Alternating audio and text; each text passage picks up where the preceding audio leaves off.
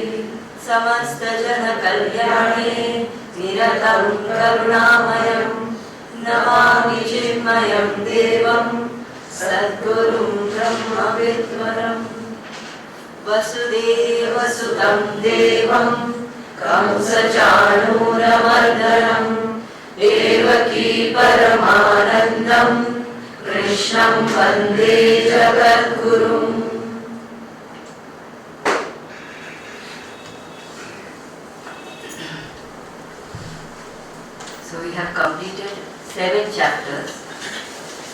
The first chapter of the Gita talks about the Arjuna Vishada, the grief which Arjuna had fallen into. We saw that the cause of that grief which Arjuna was suffering from was lack of knowledge or ignorance.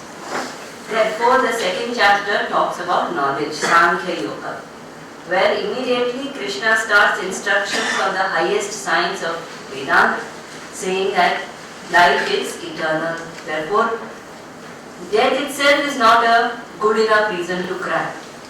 What to talk of any other reason? Grief is actually very, very unreasonable, no matter what the grief is for. Therefore, one must not grieve. And he says the wise do not grieve because life goes on. Having explained that, he says that the one who knows this, the one who has attained this knowledge, who has become aware of one's own infinite, eternal nature, then that person no longer suffers. The suffering ends. So the end of suffering lies in knowledge. Then Arjuna raises this question in the beginning of the 3rd chapter, that if the emancipation of a human being lies in knowledge, why should I do action? Why are you telling me to fight the war? That is when Krishna explains the concept of Karma Yoga. He says that action is not optional. Every being, as long as they are alive, must perform some or the other action. But how we do that action, with what attitude we perform that action, will decide whether that action will bind me or that action will free me. So then the concept of Karma Yoga is explained, where there are various aspects. One is Ishvara Arpana Buddhi, that when the action is done, it is done with this attitude that I am offering this as a worship to the Lord. Second aspect of Karma Yoga is Prasada Buddhi. Whatever comes as a result of that action, I accept it as Prasad of the Lord. There is no resistance, there is no complaint. And there is no excessive amount of overwhelming joy also. One is balanced, there is Prasad. Whatever has come is good. And third aspect of Karma Yoga is Yajna Bhavana, that whatever action is performed with the attitude of service to the higher.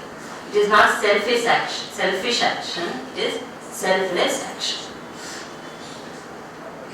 Then there is a feeling that because Krishna is saying all of this, this knowledge belongs to Krishna. So in the beginning of the 4th chapter, Krishna clarifies that this knowledge which is being spoken about is not his. It is a knowledge which has flown from which has come down from the generations of rishis, from the entire Guru Parampara, from the lineage of teachers and spiritual masters. Therefore, it is not an individual's understanding, it is a knowledge of a lineage. And this knowledge must be taken forward responsibly. So, Krishna makes Arjuna aware that you are lucky enough to get this knowledge because you are my friend and you are my bhakta and you are dear to me.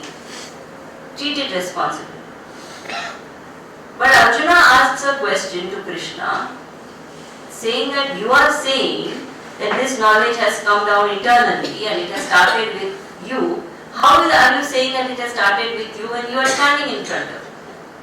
So that's when Krishna explains the concept of incarnation, saying that the Lord, by his own sweet will, comes down to the planet, comes down to the different planes in different forms according to the need of the hour. And it is not pushed by karma. In our case, in ordinary people's case, it is pushed by karma. We don't come here by choice. We don't choose what kind of form we will take. The Lord makes that choice and comes. Therefore, there is a difference between incarnation and reincarnation.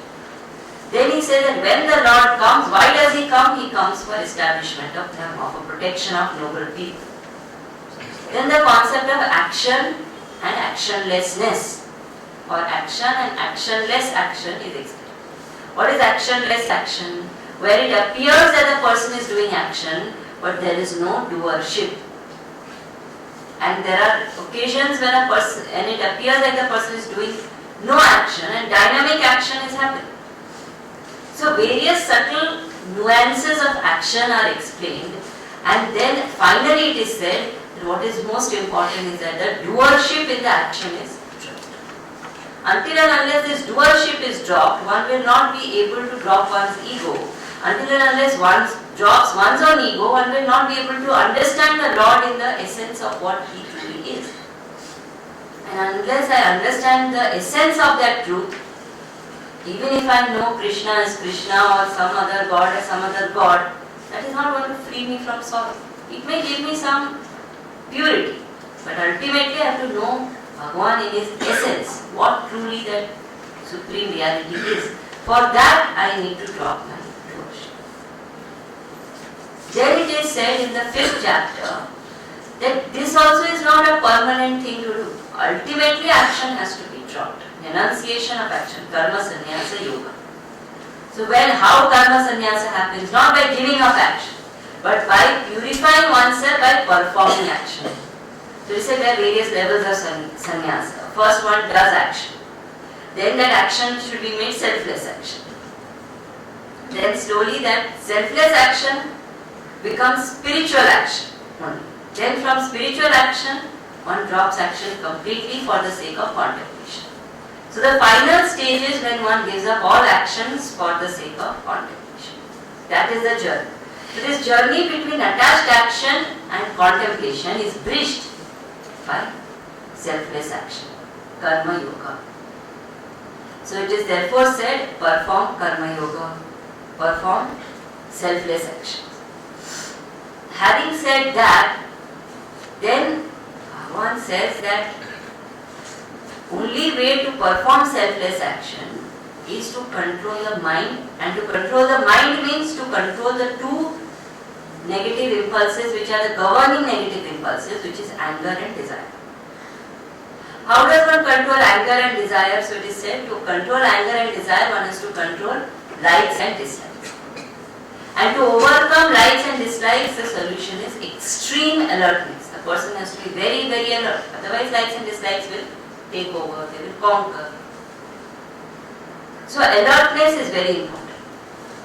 One may get overwhelmed at this stage, saying there is such a long journey.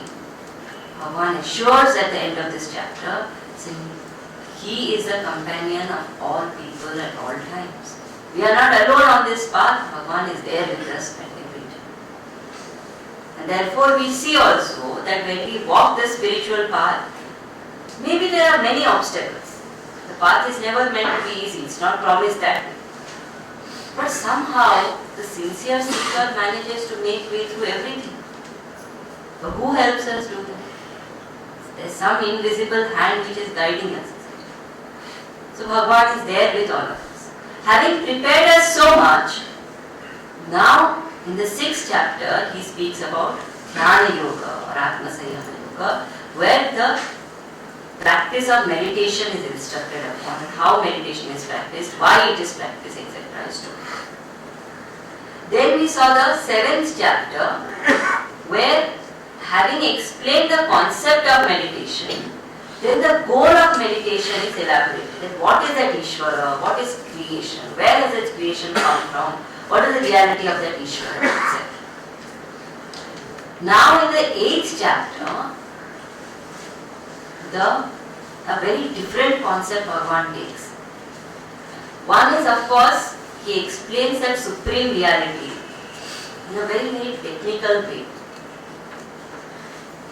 And the other thing he talks about in this 8th chapter, which is why 8th chapter is more famous, is he talks about death. This chapter is actually an instruction manual on how to die. So holistic, that approach of Gita. One can keep on saying how to live, but how to die. He talks about that also. This is a very interesting chapter. So this chapter is called Akshara Brahma Yoga. What is Brahma? Brahma means the supreme reality. Literally the word Brahma comes from the root Bruhat. Bruhatvat Brahma, it is said. This is a definition of Brahma in Sanskrit. Bruhatvat Brahma. Bruhatvat means that which is unconditionally big. There is no limit to the bigness of Brahma. That which is unconditionally big definitely will be infinite. Otherwise it can't be unconditionally big, it will get over at some time. So that which is unconditionally big is infinite. What is the nature of that Brahman? So to understand the nature of that Brahman, we have to understand that this whole world that we are experiencing, because we don't see Brahman, we see the effects of Brahman, we see the experiences around. So we say that we are experiencing every moment of our lives continuously one common factor from eternal times. What is that common factor? It is change. Constantly things are changing, constantly destruction and manifestation is happening. There is no counter argument to that. Every science, every physics, everybody has to acknowledge there is constant change. Now logically, if we understand, to experience change or to perceive change, it is important that there has to be a changeless substance. To experience destruction, one has to have an indestructible substance, base. For example, if there is a train which is moving, and if I am also in another moving train, from one moving train I cannot know what is happening in the other moving train. For me to know the moving train, I have to be on a station platform or I have to be in a stationary train. Then I can watch. Another example, if there is a river which is flowing, I am swimming in that river. While swimming in that river, I cannot know how the waves are looking. To know the way the waves are going, I have to stand on the banks and watch. So expert swimmers, when they are swimming in a river, I'm talking about a real flowing river, and if they find it difficult to, because when one is swimming in a flowing river, one has to go with the direction of the waves, otherwise it's difficult. More effort is required, one will get tired. So when they can't make out the direction of the flow, you have seen, sometimes they just swim to the banks and they will just rest on the banks and watch the flow. They will know the direction, accordingly they will swim. So until I watch the flow from a still standpoint, I cannot know the flow. But I know the flow, I know the change, I know the destruction, I am experiencing it. That means there is a changeless substance. I am experiencing destruction, that means there is a indestructible substance. So we said that there is an indestructible substratum. That indestructible substratum definitely has to be infinite. Why? Because this world is so vast. It cannot be on a finite substratum. So the vast world is experienced through an infinite substratum. That infinite substratum is Brahman. We just saw unconditionally big. So that unconditionally big is infinite. Now that which is unconditionally big and infinite, can it be destructible? Can it get over? If it gets over and it gets destroyed, it can't be infinite. If it has an end, it cannot be infinite. It has to be endless. It has to be indestructible, imperishable. Therefore, Akshara. Kshara literally means to spend. That which can be spent, that which can be finished slowly. Akshara means that which never gets finished or never gets destroyed. So that infinite is Akshara, Akshara Brahma, indestructibly infinite. So therefore it is said, because it is indestructible, because it is infinite, have we seen in the world anything else which is like that? To experience all that which is finite and destructible, that thing has to be indestructible and infinite. Now that indestructible and infinite definitely cannot be a part of the world. It has to be something which is beyond the world, which is supreme. Therefore it is Paramam. So it is said Aksharam Brahma Paramam. That infinite, indestructible truth is the supreme reality. Now having understood that much, now this Akshara word, Akshara Brahma, Akshara word has many other meanings also. So in Sanskrit, alphabets are also called Akshara. And that's not just like that. There is a meaning to it.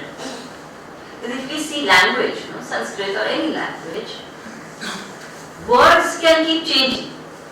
Akshara remains indestructible. It is permutation, combination of the alphabets that I keep making new words. Words can be disintegrated, words can be integrated. Akshara remains indestructible. It is relatively indestructible.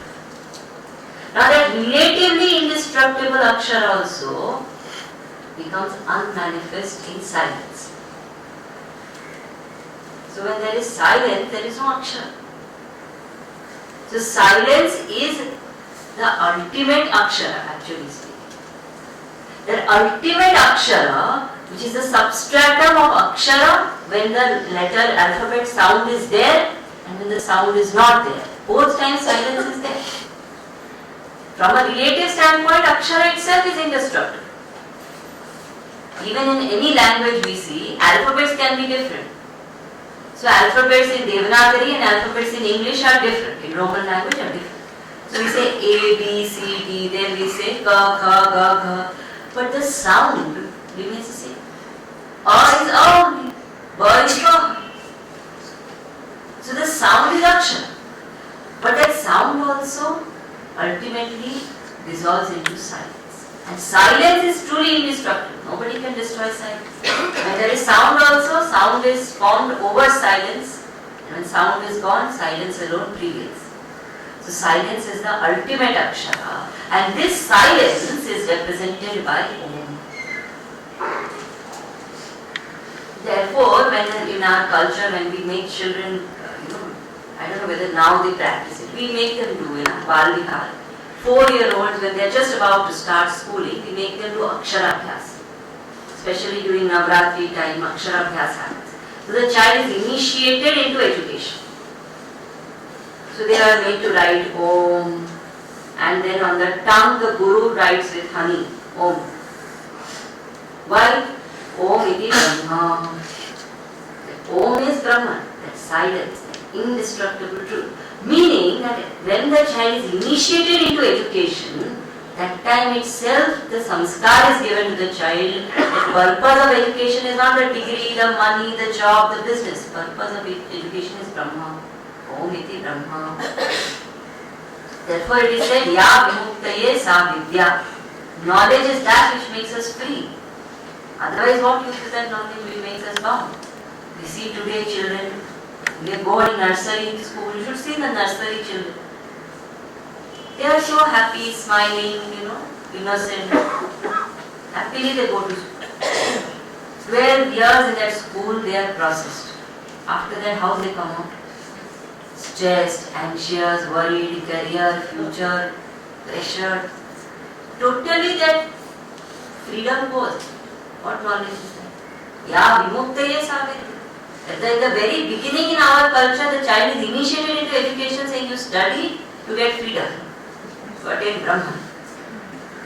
That is how we should bring up our children. Education's purpose is to make us free, not just to make us earn some living. That is a byproduct. So, Om iti Brahma. Then in the 7th chapter, we studied about the cause and all that. When Krishna was explaining these things, if you see the Sanskrit shlokas, there are some terms that Krishna uses. Some technical terms, Adhyatma, Adibhuta, Adiyagna, etc. So, Arjuna, he picks up these words and he asks Krishna, what these words mean? You mention them just like that. Sometimes it happens in a lecture, some teacher may mention some words and we don't understand before. Arjuna was a bright one, he remembered, so he asked in the next, what these words mean. So now Krishna gives definition of each of these words. What does Adhyatma mean? Now here when the definition is being given, it's being given from very, very technical Vedantic standpoint. Don't try to see the literal meaning of these words in the dictionary or according to how Hindi language explains it. Then it won't match. This is technical Vedantic. Like, for example, if somebody says, get the mouse, the technical computer language, get the mouse means something else. And in general language, you see, get the mouse means something completely else. So don't try to understand technical words from general standpoint. The technical word. So Adhyatma. What does Adhyatma mean? Adi means inner, Atma means self. Adhyatma in Sanskrit can mean Swasya Bhava. Swasya Bhava means one's own true nature, one's own inner self. Whatever is my true nature, whatever is my real self is Adhyatma. And Adhyatma can also mean Swabhava iti Adhyatma. Swabhava means that which is self-effulgent, which does not need any other equipment to be known. Example, supposing there is a, let us say, you are doing some work and something, maybe you are wearing a ring and that ring falls under a table. Now to see that ring now under the table, you need a torch. So you get a torch and you bend down and you look for that ring under the table. To see the ring you need the torchlight. But what do you need to see the torchlight? You don't need another light to see the torchlight. It is self-effulgent. But you need the light of the eyes to see the torchlight. What do you need to see the eyes or to see through the eyes? Consciousness is needed. If I am not there, what the eyes will do? If eyes could function without me, it would be so easy. Everybody would keep one eye near the spouse. It can't happen. If I am not there, then I can't see. So the eye, for it to function, I am needed. But what do I need to know me? I don't need anything to know me. I don't need any equipment, any methodology, any technique to know I am. I am. I can prove everything else, but I don't need to prove that I am. I know that I am. So somebody says, you prove that you are. What? I can prove my identity. I can have an identity card. But I am. I don't have to prove that. I am. It does not need anything else. The fact that I am is a proof that I am. So self-effulgent. So that which is self-effulgent is that which is my true nature. Now if my true nature is self-effulgent, if it does not need anything else, if it is so self-effulgent, that means it has to be infinite. Simple. If it has anything else, then that anything else either will be required to illumine me or will be required to be illumined by me. If it is illumined by me, it's part of me. I am more than it. If it is illumining me, then I am not self-effulgent. So if I am saying it is self-effulgent, it means it is infinite. Now earlier we said Brahman, which is the substratum of all things and beings, is infinite. Now we are saying that my inner self is infinite. So Brahman is equal to infinite, Atman is equal to infinite, means Brahman is equal to Atman. That means I am one with the whole creation. Technically this may sound a little difficult, but if we absorb the bhavana of it, it's actually life transforming. The moment I start feeling one with the creation, all disharmony, all hatred, all ugliness from the world will disappear. As long as I know that I am one with the universe, will I harm anybody? Any creature? Even the plants, the animals, the mountains, nothing. There will be no disharmony, no hatred, no jealousy, no negativity. This oneness is a very powerful concept. That's why it is said Akshara, Brahma, Yoga, Adhyatma. Then three other terms I explained: Adi Bhuta, Adi Daiva and Adi Yagna. What is Adi Bhuta? If you remember, we had done this concept of Para and Apara Prakriti. This Apara Prakriti, which is the material world, is Adi Bhuta, the matter aspect of creation. That total life factor, that total consciousness, because of which this existence is Adi Daiva. And that total consciousness, when it expresses through an individual, it is called as Adi Yagna. These are technical terms. Right now it is enough for us to know this much. If at all we take up higher studies in Vedas and Upanishads, etc., then these will come very handy. So Adi Bhuta, Adi Daiva and Adi Yagna. Then the concept of the karma theory is revisited, because the death will be based on karma theory. So here death is being spoken about. So before death is being spoken about, karma theory has to be revised. We have done it in detail. We'll go back to it a little. So this Adi Yagna, this individual self, see, the total does not go through any birth, death, nothing. Total is total, consciousness. The total, when it is expressing through the individual, will go through other. Ocean is ocean, always complete. Ocean, when expressing through the waves, will hit the shore and die and again be born in the middle of the ocean, again come to the shore, again. All that will happen to the wave.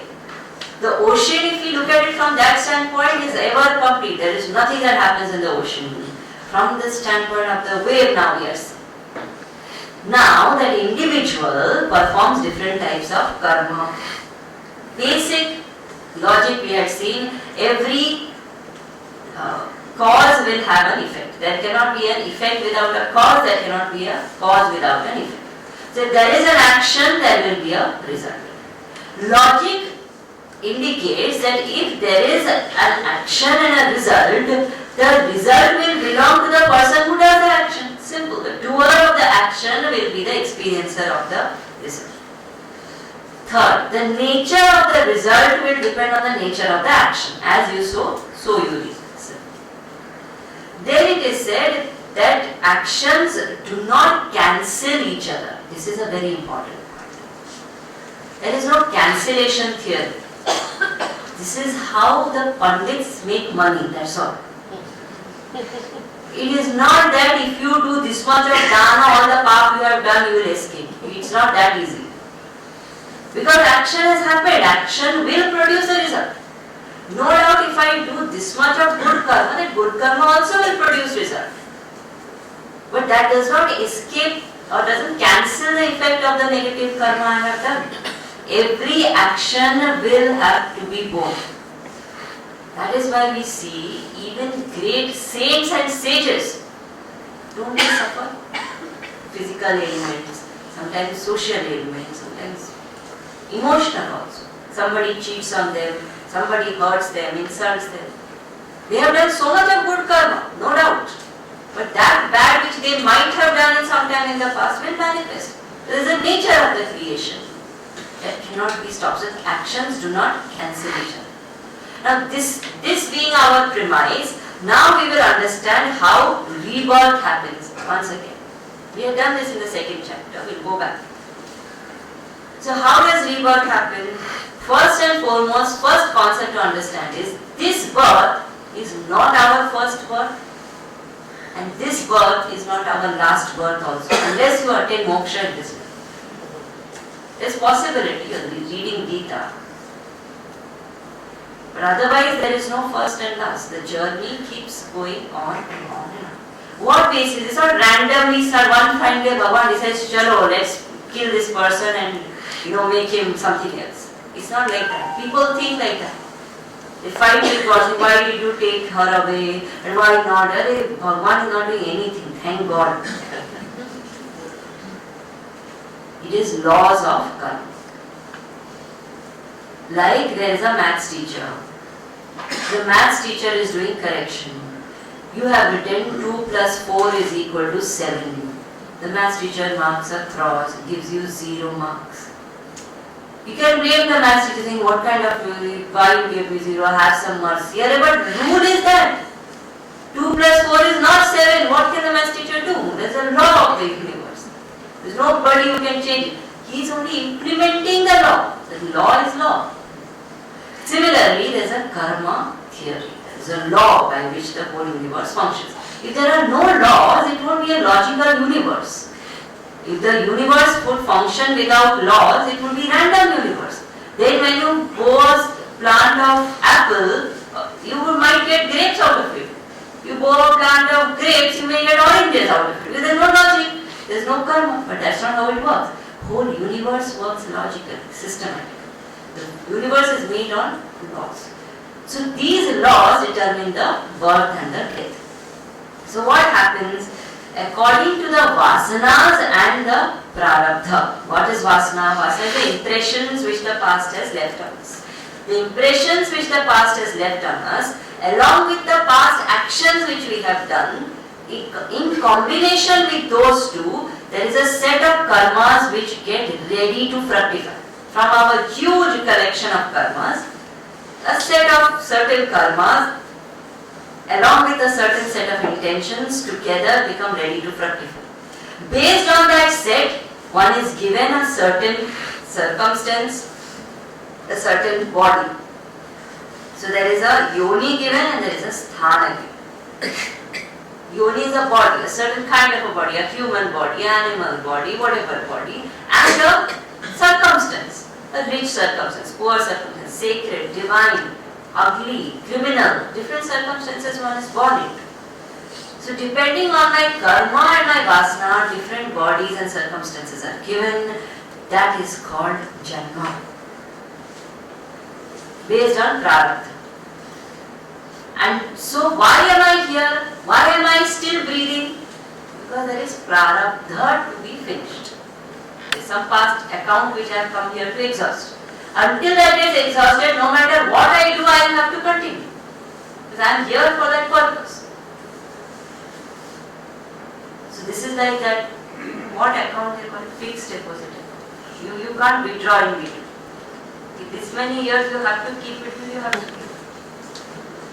So it is there. That's why there are people who attempt suicide so many times, they do so many things, they go through terminal illness but they will survive. The prarabdha still to exhaust. Can't help it. Better go through it this way. And the day the prarabdha is over, prarabdha kshaya happens, the person will be hale and hearty, collapse. Over. So the body and the circumstances are dependent on prarabdha. What is prarabdha? Not some destiny written by some god according to his whims and fancies. My own past karmas. I have earned this prarabdha, I am here to exhaust it. Now we will go a little deeper. Because this birth is based on prarabdha or vasana. What is prarabdha or vasana? Ultimately, prarabdha or vasana is nothing but vritti. Vritti means the thought in the mind. So, it is the vritti which is actually determining my gati. What will happen to me is determined by my thought. Actually, I am nothing but my own intentions packed in flesh and blood. Now, having understood this much, now what happens at death? The vritti, Bhagavan says, the vritti which you maintain at the time of death will determine further life to a large extent. Now, how that is? I think three factors. One is very, very practical way to understand it. Even in our daily life, if you are alert to yourself, you will notice this. You go to sleep, and while sleeping also we think a lot of things and get sleeping. When I slip into sleep, the last thought which I had will be the first thought when I wake up. Not the first thought when I get up. Waking up and getting up are two different things. Wake up is the time when the mind is awake.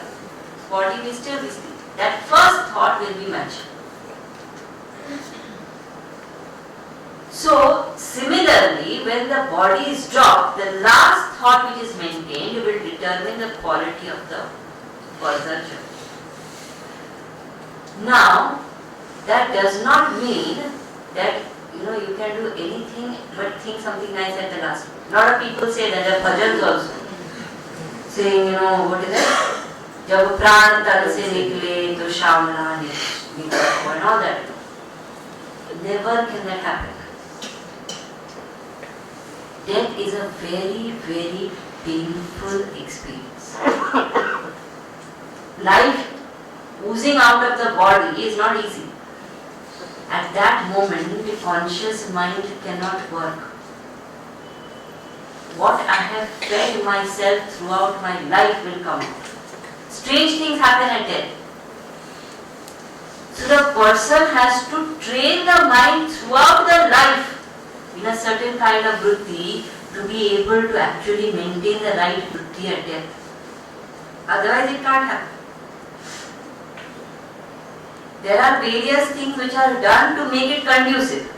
So in our culture we have this, you give Ganga Jal, you Tulsi, you read the Gita. Why all that? Not that chanting the Gita or that time something miracle is going to happen. But at least that way you remember Bhagavan. It has to be conducive. But that much only people can do. Ultimately it's a training of the mind. If the mind is not used to that, people will say, bunk out this. I don't want to listen to this right now. Because the mind is not tuned to it. So the last thought at death is very, very important. And that last thought will decide what kind of a body I get further. Therefore, it is not a guarantee that if I have a human life today, I will have a human life forever. If at the time of death I think something else, I will become something. And what I think at death depends on how I live my life. How I die is completely dependent on how I live. So if I eat like a pig throughout my life, and if I drink like a fish, I'm not joking, really. The form is nothing but a manifestation of thought. So what kind of thought, what kind of vritti I maintain is very, very important. To make the vritti conducive, there are various things. They say Ganga, Tulsi, Gita. Then there are other concepts. They will say you die in Kashi. No, it's not ineffective. It can help. You are in that sacred atmosphere. There is a temple. There is Ganga. People. So if you have that mindset, maybe at that time it will make you think of the higher, if at all. So these are only ways to make it conducive. Rather than dying in the middle of a marketplace or something, it's good to die in a sacred environment if one has a choice. But if one does not have the mind, one can be sitting in Kashi and brooding on objects. That also is possible. And this is a matter of training. This is why living a life which is noble is so important. Because how do we know where death is waiting? Which moment is the last moment? The famous saying, we all live like we will never die. We die like we never lived. It's a fact. That we always live as if I will never die. Everybody else is dying, but I will never die. Yudhishthira said that when Yaksha asked him, which is the greatest wonder in the world? Yudhishthira said the greatest wonder is people see others dying all the time, but they feel they will never die. Live like that. Death can come any moment. So, am I living a life prepared for death in such a way that whenever death comes, I can think of the higher and the lower? It's very important to question ourselves. To live prepared for death is actually true living.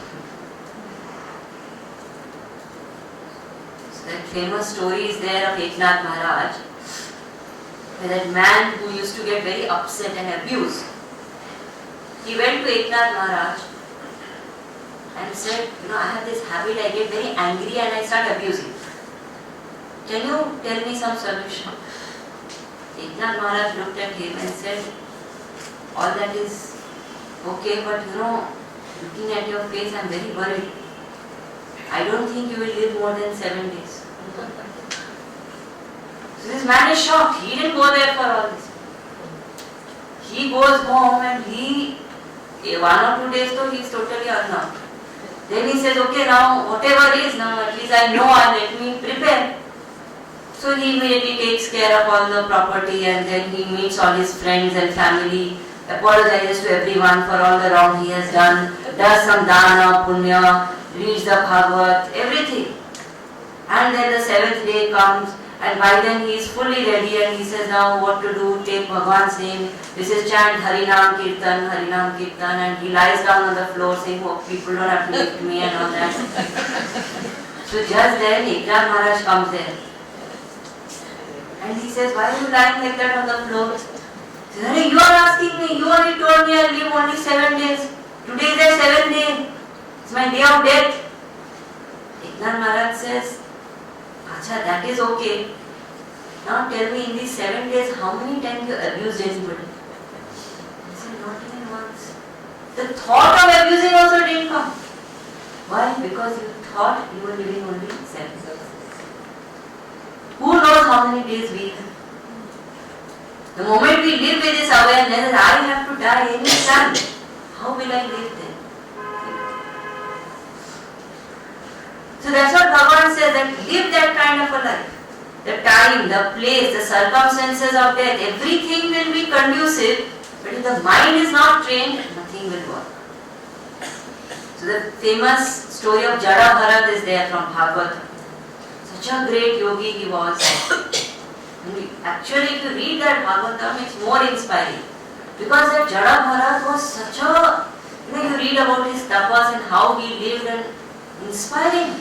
Such a knowledgeable person. And he used to live in the forest. One day he found one fawn, one baby deer. And baby deer are so soft skin they will have and so delicate. And it was abandoned by the mother or something. So this Rishi felt sorry for it and took the deer and gave it some milk and fed it and all that. And slowly the deer started living with the Rishi and growing up. And the Rishi became so fond of the deer, so fond, he became totally attached to the deer. So much so that even at the time of death, in spite of all his tapas, he could not think of Bhagavan, he thought of the deer. So next life he was born as deer. This is a true story, Jada. Then of course over time his yogic vasanas again manifested and he went back. But if a Maharishi like him has to go through this, think of all of us. What are our deepest attachment will come out that time. There was one man who was dying and deathbed, so the family is standing around and all that. And he remembers, can't see also properly, elderly. So he calls out to his oldest son, Mahesh, Mahesh, where are you? So Mahesh says, Papa, I'm just near your feet. Don't worry, I'm here only. Then he says, Acha. Suresh, are you there? Suresh says, yes, Papa, I'm holding your hand and sitting, don't worry. Then he says, Hitesh, where is Hitesh? Hitesh says, Papa, I'm just here, near your head, I'm standing, don't worry, we are all here. And then Papa says, if all three of you are here, who's at the shop? It happens. This may be a joke, but sometimes it can happen. What thought comes at death, we don't know. Our deepest attachment will manifest that time. I can pretend in the whole world, but what vasanas I have will come out, and that will dilate. So how much of practice is required in order to develop that ability to think of Bhagavan at death? It's not easy. For all the political mistakes that Gandhi did, let alone, he at least had that one that when 3 bullets pierced his chest, he could say, Hey Ram. How many of us can? Will it come out of our mouth? That is the actual balance sheet of life. You know, in business they do balance sheet. So when the accountant comes and says, this much we did in this month, then finally the boss will ask, tell me the bottom line. Are we in profit or are we in loss? This is the bottom line of life. What is my thought at the time of death? How ready am I for that moment? And I can be ready at that moment only when I live dedicated to that goal. My life has to be dedicated to that goal. See, we all are born human. That's normal. But die human is sad. Born human, die divine. That should be our goal. And to die divine, I need to live divine. Dedicated to the goal. So Bhagavan says, Ma Manuswara Yudhyacha. That you remember the goal and fight the war, fight the battle. So go through the battles of life, remembering always that the goal is the Lord Himself. How to keep the Lord in one's mind and how to remember the Lord at all times. One effective way of japa, we have seen this before also. Repetition of the mantra, repetition of the name of the Lord is a very powerful way to keep the mind connected. Psychology says very clearly that name and form are deeply connected. The moment the word apple is said, there is one red image which is formed in the head. The moment somebody says pen, there is the image of pen which is formed. The moment somebody says nurse, there is one white dressed lady which is formed. So some image which comes to the mind. So when the name of the Lord is chanted, automatically there is a certain image which is formed. And name and form together will help divinize the mind. Japa is a very, very powerful way. But even a full-time spiritual seeker cannot do japa full day. Maybe few hours one can do. What to do the rest of the time? So second is to do every act, every action as a worship of the Lord. Every action.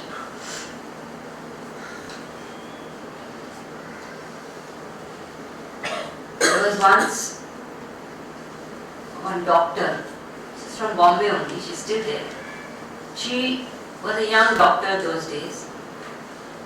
So she went to Gurudev once and she said that, Gurudev, you tell us to live in the remembrance of the Lord, but it's very difficult for me.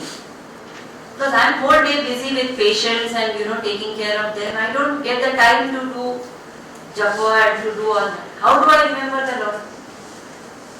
Gurudev told her, whole day from morning till night, on every prescription you write RX, then write Ram. See how many times you can remember that. Then every action becomes a worship of the Lord, isn't it? have to find our ways in which every act is a worship of the Lord. I am doing this for Him. Whatever that work may be. It may be something simple or it may be a massive project. I am doing it for Him. He is my boss. There is no other answer. Then Bhagavan becomes a part of our life. And third aspect is, the seeker must find ways to make one's lifestyle spiritual. This is very important.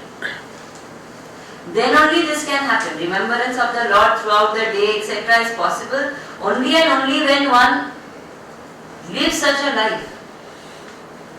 So one has to make one's schedule such that these things are part of one's life. Like brushing is part of life, bathing is part of life, eating is part of life, prayer has to be part of life. Meditation has to be part of life.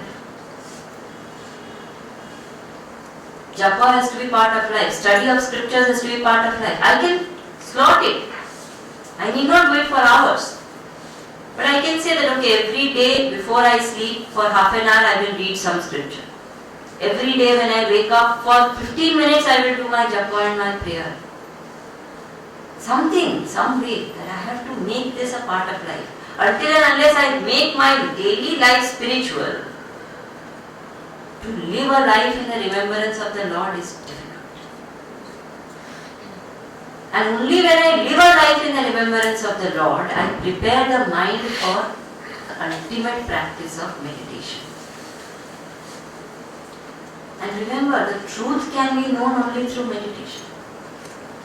Karma, bhakti, etc. are all means to prepare us for meditation. 7th chapter also we saw the same thing. That it will all only prepare me for the practice of meditation. Ultimately the truth is experienced through meditation. If I enter into meditation without preparation, we saw in the 6th chapter, that is not going to help much. Then that will be just relaxation. It won't be meditation. So to experience the truth in meditation, I have to prepare through karma and bhakti. But ultimately, I have to practice meditation. Consciously I have to do that. The person who has practiced conscious meditation, such a person can even exit from the body consciously in the state of meditation. There are rishis who do it. There are seekers who do it. Jnaneshwar Maharaj did that. He told his devotees, you put me in this cave, I will sit in samadhi and exit. And he exited. Dronacharya did that. When he heard that Ashwatthama is dead, he got down from the chariot, sat there on the ground, in the middle of the din and roar of battle, went into samadhi, exited the body. We can't do it in a silent meditation room. To do it there, imagine how much must be the practice. What must be the tuning of the mind to just quieten and exit. Very rare such people. But it can happen. Practice is needed. So meditation can be practiced through different paths. Ultimately the goal of meditation has to be reached. The Hatha Yoga also talks about the same thing. Bhakti Yoga also talks about the same thing. Jnana Yoga of course talks about the same thing. Every path one has to go to that goal. There is yama, niyama, asana, pranayama, pratyahara, dharana, dhyana, samadhi. Ultimately samadhi will come. Meditation has to come.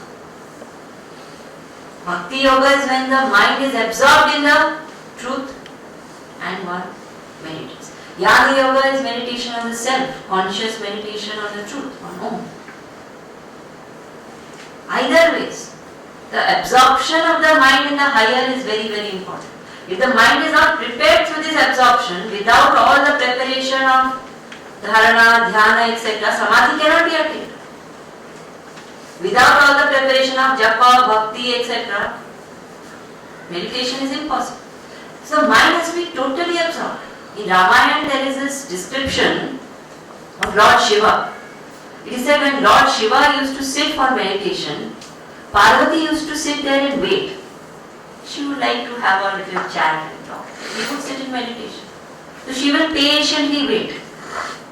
Now because she is waiting, it is said after long durations of meditation, with great effort and difficulty, he would open his eyes for her sake. We with great difficulty and effort close our eyes. But that is the nature of a seeker. There is a joy, there is a bliss, there is an absorption of the mind.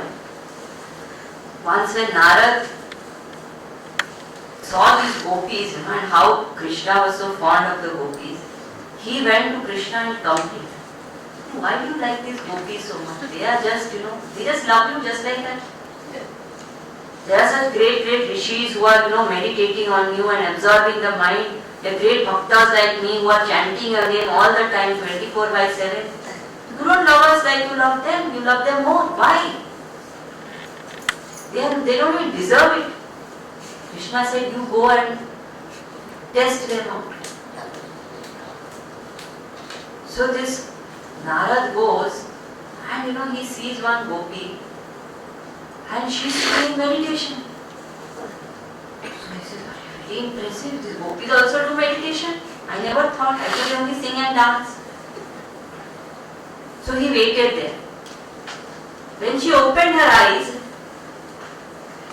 he asked, what are you meditating on? He thought there he will catch her. He said, what are you meditating on? Are you meditating on Krishna? She said, no. I am meditating to get Krishna out of my mind. I can't stop thinking about him. Just imagine how much is her mind absorbed. She can't stop thinking about the Lord. We can't start thinking about the Lord. Who's it? Difficult to get the Lord out of the mind. That much has to be the love. Once somebody asked Gurudev, because constantly seekers are advised to chant the name of the Lord, do japa. So that seeker went and asked Gurudev, saying, I am doing japa, but we know that japa is not meditation. Ultimately silence has to be experienced. When do I drop the japa? When do I stop it and start silent meditation? He did not answer her anything. He just kept quiet and closed his eyes. So then you can't ask more. She quietly went and sat in the satsang. Then some satsang was going on. So Gurudev stopped at the end of his talk and he told one lady, you sing some Sankirtan. So that lady started singing the name of the Lord. When she stopped, Gurudev looked at that person who had asked the question. He said, look at this. When you get horripulations, when you listen to the name of the Lord, then you stop chanting. Does the listening of the name give us any feeling? That has to be the level of bhavana that a person has. Then meditation is easy. Absorption happens like this. Ramakrishna Paramahamsa's life that happened. So much was his bhakti, so much was his absorption. He went to learn Vedanta from Totapuri. Totapuri is a practitioner of years. Jnana Yogi. So he taught Ramakrishna, this is how you do Shravan, Mana, Nididhyasan. You sit in contemplation. Totapuri had been practicing for years. Ramakrishna experienced the truth in 3 days. So then Totapuri realized that this person has already absorbed the mind in the Lord through bhakti. He has come prepared. Such a person does not need to do much effort. Automatically the mind will absorb itself. That is the kind of bhakti we need. That is the kind of absorption that is required. Ramakrishna used to say it is like, when these youngsters go abroad, now I think in India also they get. You get this pre-cooked food. You don't have to cook that much. Just open, put it in hot water and it gets cooked. Ramakrishna Paramahamsa used to say, mind which is absorbed in the Lord is like pre-cooked food, ready for meditation. You just sit in contemplation, it's absorbed. You have to put effort. So that is what is needed. When that is there, then at the time of death, one consciously just exists in the seat of meditation. Swami Tapovar Maharaj, the guru of Gurudev, he was like that. So unwell he was, and that Sundaranandji was looking after him. And it is said on the last day, he was a very disciplined person. Every day of his life he woke up at 4 o'clock. Every day. And his Ishta Devi was Mother Ganga. So he used to sit in the kutia and on the ledge and watch the Ganga and contemplate. So as usual he woke up at 4 o'clock, sat there, and some tea was brought. So he drank a few sips, kept it aside, sat for contemplation and said, ईश्वर को मेरा धन्यवाद, अब मैं चलता हूँ. Drop the body. Just think of it. Not easy. Conscious exit from the body is possible when the mind is absorbed in the truth. That is the preparation to do. So having said that, then Krishna speaks about the various realms of experience that exist beyond death. For those who die with some vasanas and karma. Those who attain liberation, they attain liberation. So there are various realms of experience. Realms of experience do not mean physical places. Like dream is a realm of experience. A dream world is a world I experience. I go through it. It is there. Where is it? Is it between the space and the earth? Is it where? There is no physical, geographical place. But I can't say it does not exist because I experience it. Similarly, there are various realms of experience. One realm of experience is the worldly realm of experience, this world. So Bhagavan uses two words for this world. He says, Dukkhalaya Ashashvata. Dukkhalaya means that which is the abode of sorrow. Now simple Hindi words these are, I will tell you. Supposing you go to a Pustakalaya. Will you go to a Pustakalaya and ask for clothes? Will you go to a Vastralaya and ask for medicines? Will you go to an Aushadhalaya and ask for books? Why then do we go to a Dukkhalaya and ask for Sukha? Silly, is it? This world is Dukkhalaya, abode of sorrow. Everybody, irrespective of they are rich or poor or young or old, everybody gets their share of sorrow, isn't it? Whether they are spiritual or not spiritual. Others people ask silly questions.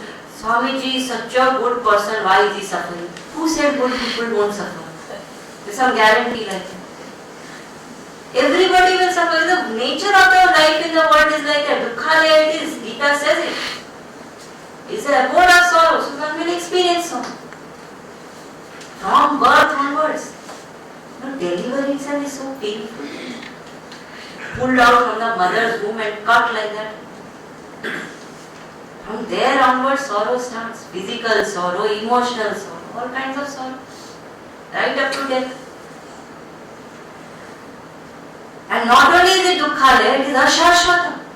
It is impermanent, totally. Nothing remains forever in this world. Nothing. Everything is slipping by. And from this world, which is Dukkhalaya Ashashvata, which is impermanent, temporary abode of sorrow, we expect permanent happiness. Think of it. We call ourselves logical people. Permanent happiness from the temporary world of sorrow. Not possible. That is our current realm of experience. There are other realms also. So there is Swarga, Pitruloka, there is Brahmaloka, etc. They are not Dukkhalaya, they are Sukhalaya. So great pleasures are experienced. First of all, Swarga. In Swarga, there is no age. There is no aging. So no need of anti-aging cream and anti-wrinkle and what all they use. Nothing will be. No aging, no sickness, no doctors, no hospital, nothing. And whatever one wishes, it manifests. So the moment you think pizza will manifest, even if you are sitting in salsa. Imagine. Whatever one wants, one gets. Sukhala. Then there is Pitrulok. Pitrulok, it is said, is even better. There too, desire only does not arise. There is so much that one lives in constant experience of enjoyment. Then there is Brahmaloka. In Brahmaloka, not only is there material enjoyment, there is spiritual enjoyment also. So once in a while Brahmaji takes satsang there. All these descriptions are there. Sukha there. Then why are we struggling with this meditation and all this? Let's try for all this. It is easier to get. You do lots of punya, dana, tapwa, this you will get. Visa will jayega. Sukhalaya these are, not dukhalaya. Then why are we not seeking that? Because they are sukhalaya, but they are still ashashvata. They are not permanent, they are impermanent. You will get the visa, but temporary visa only, no permanent residency. The day that punya is over, back. One can't stay there forever, not allowed. Only as long as karma is there, I will enjoy, no doubt. But one day that karma will get over. And not that karma, that loka will be short. It will be very long. This Brahma Loka, that counting is given. Brahma Loka lasts for Brahma's life. Brahma lives 100 years. But Brahma's time calculation is very different. So Brahma lives 100 years. One day of Brahma is 1000 Mahayugas. And one night is another 1000 Mahayugas.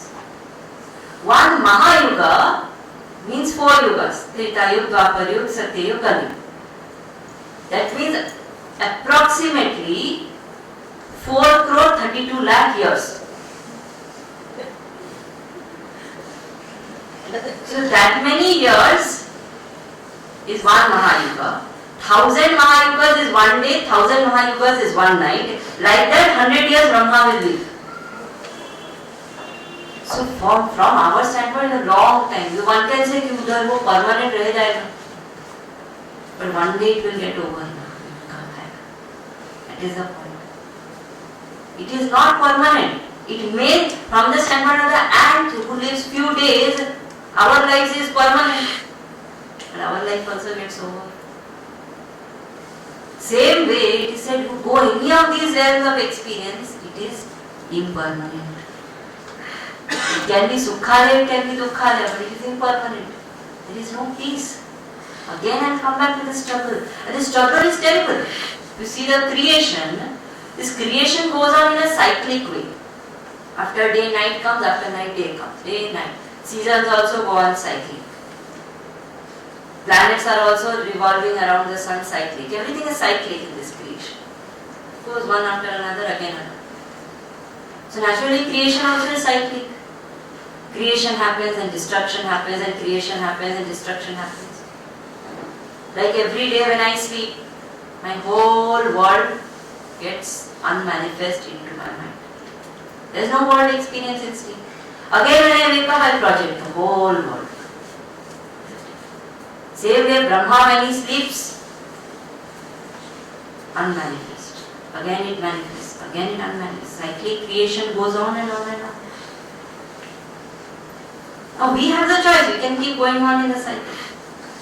Or we can choose not to go on in the cycle. Because fact is, even physically, if I tell you right now, run, marathon and all that. Somebody is running, can I say that you run and be peaceful?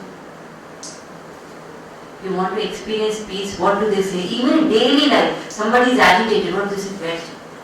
Just sit down. You cannot be running around and getting peace. Peace you need to be at peace. So right now we are moving in that cycle of creation. How can we experience peace? So therefore we need to get to that abode where that realm of experience, or that abode where I can get permanent peace. I don't like Dukkhalaya, I like Sukhalaya, but I don't like the Sukhalaya which is offered because that is ashashvat. So I want permanent Sukhalaya, permanent peace. Param Dham, that is called. Such a place I need. Where will I find such a place? How far is that place? How do I reach that place? So it is said that place of permanent peace is as far from me today as far the waker is from the dreamer. For the dreamer to experience the waker, what does the dreamer have to do? The dreamer is already the waker. He just has to wake up. He has to become aware. The moment one wakes up, one realizes, I am not the dreamer, I am the waker who had assumed that I am a dreamer and was projecting the dream world. I am none of that, I am the waker. For me, the dream world itself does not exist. So that experience when I have, that I am the infinite truth, who has assumed to be this individual who is experiencing all these different realms of experience, Varga, Narka, blah blah blah, then I realize that I am another. That bliss which I get is param, permanent. And having got there, one doesn't come back. That is the only no return journey. Death is not no return. One comes back. Maybe the name changes, the form changes, the circumstances change, one will come back. It is only the realization of the truth, which is liberation, which is permanent, no return. What do we mean by liberation? The various types of liberation, options given, you can choose. Best type, and that which is recommended by masters, is Jivan Mukti. This is a concept which is unique to Vedanta. What is Jivan Mukti? It is said, in this life, here and now, you experience absolute peace. Jivan Mukti. You don't need to do anything. Nothing outside needs to change. In this very life, I don't have to wait that after death I will get moksha. No. Here itself, I understand that I am not the body, mind, intellect, I am the infinite truth. I live as infinite happiness, I experience Jivan Mukti. Then that person who has experienced Jivan Mukti has already disidentified from the body, mind and intellect. He is not the personality anymore. But to us he looks like that. So Gurudev always used to say this to us. He used to say, there is nobody called Swami Chinmayananda. If you think he exists only in your imagination.